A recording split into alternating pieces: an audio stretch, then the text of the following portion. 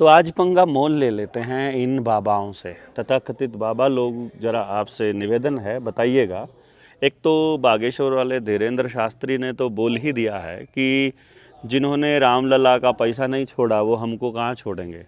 मतलब वो डरता है। कैसा हनुमान भक्त है रे जो तू डरता है नॉन बायोलॉजिकल पालतू कुत्ते से।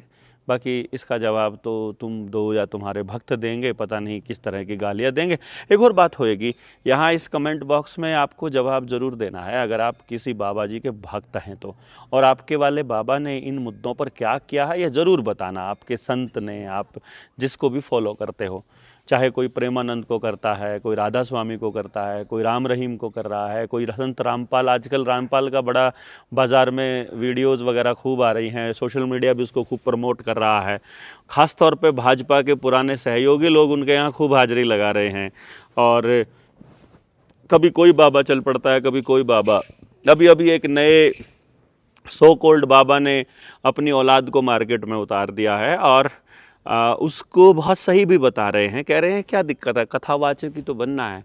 और कौन लोग हैं जो इनके चक्कर में उलझे पड़े हैं, वो क्या मजबूरी है कि इनकी लोगों की सुननी पड़ रही है, क्या उनको सचमुच कहीं से ज्ञान नहीं मिल रहा है। ये भी एक सवाल है बड़ा जो समाज के सामने खड़ा है।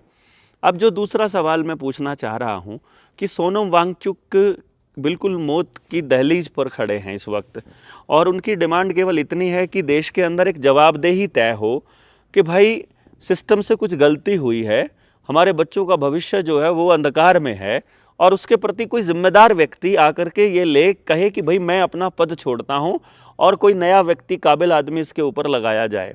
देश के लोगों को पता चले कि उनकी आवाज़ उठाने से कुछ होता है। साथ में 20-30 बच्चे और वहाँ भूख हड़ताल पर बैठे हैं, जिनमें से 3 बच्चों को हॉस्पिटलाइज करना पड़ा था। वहाँ पर भी कोई कुछ नहीं बोल रहा है। तो इन बाबाओं को इस स्थिति का पता है कि नहीं पता है, ज़रा बताइएगा। और बाबाओं के भक्त ज़रा कमेंट बॉक्स में लिख के बताइए कि आपके वाले बाबा ने शिक्षा के इस बिगड़ते माहौल पर क्या बोला है। और आपने बहुत से बाबाओं के बड़बोले बोल देखे होंगे, खूब वीडियोस सुनी होंगी, देखी होंगी। एक बाबा जो है वो मतलब एक संत अपने आप को कहने वाला व्यक्ति, अहंकार में चूर, जो कह रहा है कि किसी को कुछ नहीं पता है, सब कुछ उसे ही मालूम है। एक काम करते हैं कि बिना किसी किताब का कोट लिए क्या वो बता सकते हैं, मतलब उनका अपना अनुभव क्या है, उसके हिसाब से वो क्या कहते हैं। क्योंकि किताबों में, शास्त्रों में, पुराणों में, वेदों में, गीता में वो लिखा है उन लोगों ने अपना अनुभव जो उस दौर के थे। आज के दौर में तुम अपने आप को संत कहते हो तो तुम अपना अनुभव भी लिखो, ज़रा बताओ दुनिया को। यदि तुम संत हो तो तुम्हारा अपना अनुभव भी होगा, देश दुनिया को किस नज़र से तुम देखते हो ये भी पता लगेगा। और मेरी ख़ास तौर पर निवेदन है उनके भक्तों से कि भाई एक बार अपने संत रामपाल से ये पूछ लीजिए कि तुम उनको भगवान तो कहते हो, तुम उनको आज कबीर का अवतार तो कहते हो, तो एक बार ज़रा पूछिए कबीर के अवतार को वैक्सीनेशन की सच्चाई का पता था कि नहीं पता था। क्योंकि संत रामपाल को मानने वाले बहुत से लोगों ने वैक्सीन्स लगवाई, अपने परिवारजनों को खोया, हमारे साथ जुड़े। कुछ लोगों ने तो ऐसा भी है कि उनके लोगों ने हमारे साथ मतलब इस लेवल पे भी व्यवहार किया कि हम कुछ और कह रहे थे और वो कुछ और कह रहे थे और अपना अलग ही गेम प्लान चालू कर दिया। तो यदि कोई व्यक्ति उनसे जुड़ करके और ख़ास तौर पे उनका अपने आप को भक्त कह करके हर महीने, हर हफ्ते उनके यहाँ हाज़िरी लगाने का दावा करके भी यदि हमारे साथ चीटिंग कर रहा है, तो क्या ऐसे लोगों को वहाँ से ही शिक्षा दी जाती है? वैसे वहाँ पर रामपाल महाराज थे नहीं, उनके चेले चपाटे, उनके मैनेजमेंट के लोग, उनके कहीं के लोग, धनाना वाले कुछ लोग हमारे पास भी आए थे इस बात की चर्चा लेने कि बाबा जी के यहाँ पर आइए। तो हमने कहा किस लिए आए हम? उन्होंने कहा बहुत भक्त हैं, यदि महाराज जी को आपकी बात समझ आ गई तो हमारे लोग आपके साथ आ जाएंगे।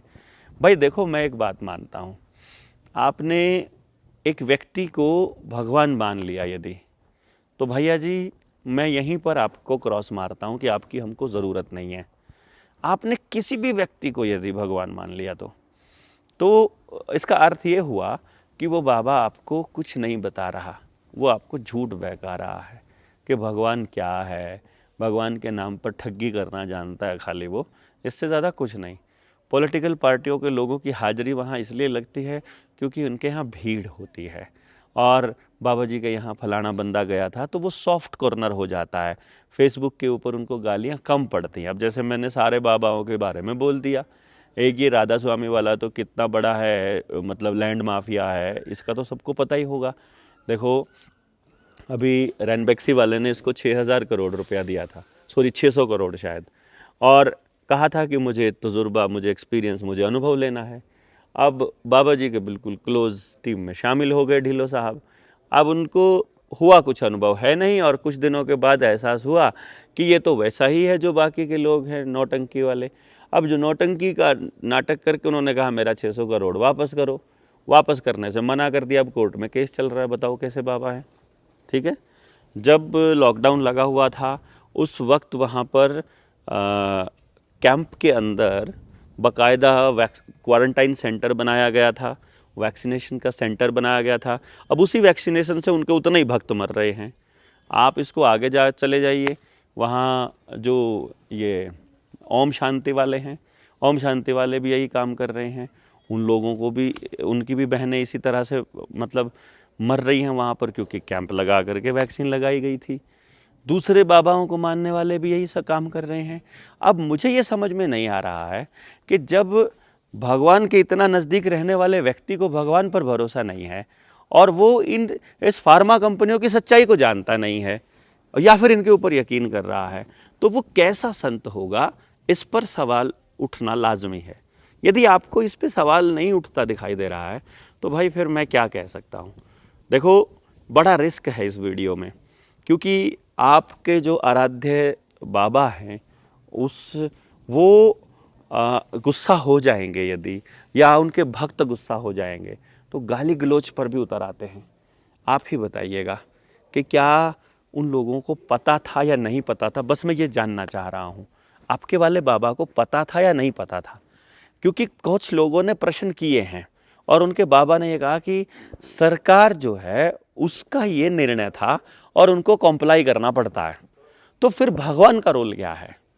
मतलब यदि आपको सरकार की ही सारी बात माननी होती है, उसी के हिसाब से चलना होता है, तो सरकार में तो कभी कभी कोई गुंडा भी बैठ जाएगा, कोई तड़ीपार बैठ जाएगा, कोई आदमखोर बैठ जाएगा, कोई लड़कियों की जासूसी करने वाला भी बैठ जाएगा, कोई अडानी का पालतू कुत्ता बैठ जाएगा, तो आपको उसकी भी माननी पड़ेगी। फिर सत्य का और परमात्मा का रोल क्या रहा? फिर जो अपनी कथाओं में आप कह रहे हैं उसका मतलब क्या रहा? फिर जो आपके सत्संग कहते हैं उनका क्या मतलब रहा? मेरी समझ से बाहर है। फिर क्या इनमें से किसी भी बाबा को ये नहीं पता है कि अर्थव्यवस्था को मजबूत करने के लिए पर कैपिटा इनकम मजबूत होनी चाहिए, ज़्यादा होनी चाहिए, मतलब प्रत्येक व्यक्ति की इनकम बढ़नी चाहिए, ना कि किसी बड़े इंडस्ट्रियलिस्ट की, किसी 2, 4, 5, 10, 20 इंडस्ट्रियलिस्ट की नहीं, बल्कि गांव के आदमी की। क्योंकि गांव भारत है, ये इस बाबा को पता होना चाहिए। और गांव के लोगों को मजबूत किए बिना भारत को मजबूत नहीं किया जा सकता, ये भी उसको पता होना चाहिए। उसको ये भी मालूम होना चाहिए कि पलायन भारत को कमज़ोर कर रहा है। उसे ये भी मालूम होना चाहिए कि नशा, अपराध, गुंडागर्दी के लिए सबसे ज़्यादा अगर कोई चीज़ जिम्मेदार है तो वो पलायन है। तो शिक्षा के नाम पर हर व्यक्ति को गांव से बाहर जाना पड़ रहा है, इलाज करने के नाम पर बाहर जाना पड़ रहा है, रोजगार के नाम पर बाहर जाना पड़ रहा है, उसको हर काम करने के लिए गांव से बाहर जाना पड़ रहा है। तो फिर पलायन इतना ज़्यादा हो रहा है जिसकी वजह से देश का सत्यानाश होना तय है। क्या ये उस वाले बाबा को नहीं पता है जिस बाबा को आप मानते हो? तो आपके वाले बाबा से पूछिएगा कि इस पलायन को कैसे रोका जाए, लोगों का असली धन कैसे बचाया जाए। जो बैंकों ने फ्रॉड किया है, क्या आपके वाले बाबा को उसका नहीं पता है? जो बैंक लूट रहे हैं, गाँव को ज़मीन हथिया रहे हैं, क्या वो आपके वाले बाबा को नहीं पता है? इस इंडस्ट्रियलाइजेशन को समझते हो कि नहीं समझते हो? जब लोगों का रोज़गार छीनकर हाथ से बनने वाली हर चीज़ को ख़त्म करके जब आप केवल मशीनों को आगे कर रहे हो, आर्टिफिशियल इंटेलिजेंस को आगे कर रहे हो, मोबाइल का कितना दुरुपयोग हो रहा है, स्क्रीन से किस तरह बर्बादी की जा रही है, अश्लीलता कैसे फैलाई जा रही है, हिंसा कैसे फैलाई जा रही है, ये बाबा को नहीं पता है क्या? जो वाइट लाइट है वो कितना नुकसान करती है, एल्यूमिनियम कितना नुकसान करता है, हवा में केमिकल डालकर जो हवा ख़राब की जा रही है वो कितना नुकसान करे, ये आपके बाबा को नहीं पता है क्या? या तो पता है या नहीं पता है। पता है तो इस षड्यंत्रकारियों के साथ उस गेम में शामिल है। जैसे जग्गी वासुदेव है, जग्गी वासुदेव ने क्या बोला कि जो लोग वैक्सीन नहीं लगवाएंगे वो पाकिस्तान चले जाओ। अब जग्गी वासुदेव इतना हरामी है, उसने एक बार भी ये नहीं बोला कि मुझसे गलती हो गई, वैक्सीन्स को प्रमोट किया और आपको मतलब हमने प्रोत्साहित किया। इसी तरह से कोई नेता नहीं बोल रहा है और आप उसके साइड इफ़ेक्ट देख रहे हो। बस मैं इसी तरह बाकी चीज़ें देख रहा हूँ कि गांव की उपजाऊ ज़मीन को ख़राब करके वहाँ कोई ना कोई बदबूदार प्लांट लगा देना और वहाँ की इकोलॉजी को ख़राब कर देना, जंगलों को काट देना, हसदेव जैसे जंगल कट रहे हैं। यहाँ पर बाबाओं को नज़र है, आ रहा है कि नहीं आ रहा है, ये बताओ, ये पूछ रहा हूँ। आपके वाले बाबा से ज़रूर पूछिएगा ये सवाल, उससे पूछ करके ये सवाल में कमेंट बॉक्स में डालिएगा। अगर अंधभक्ति में होकर के आप हमारे साथ जुड़े हुए हो, उनके भी अंधभक्त हो, तो भैया हमको माफ़ कर दीजिएगा। हमारे वाले टीम के अंदर आपका स्वागत नहीं है ऐसे लोगों का जो सवाल नहीं पूछ सकते। हम कम से कम बोल तो रहे हैं, ठीक है, हमसे कुछ करा नहीं जाता क्योंकि अभी देश के लोग इतने जागृत नहीं हुए कि वो खुद खड़े आकर के अपने आप से सवाल खड़े करें और वो डट कर अपने अपने गाँव में अपने आप को मजबूत करें। लेकिन इस दिशा में भी हम लोग मजबूत कर रहे हैं।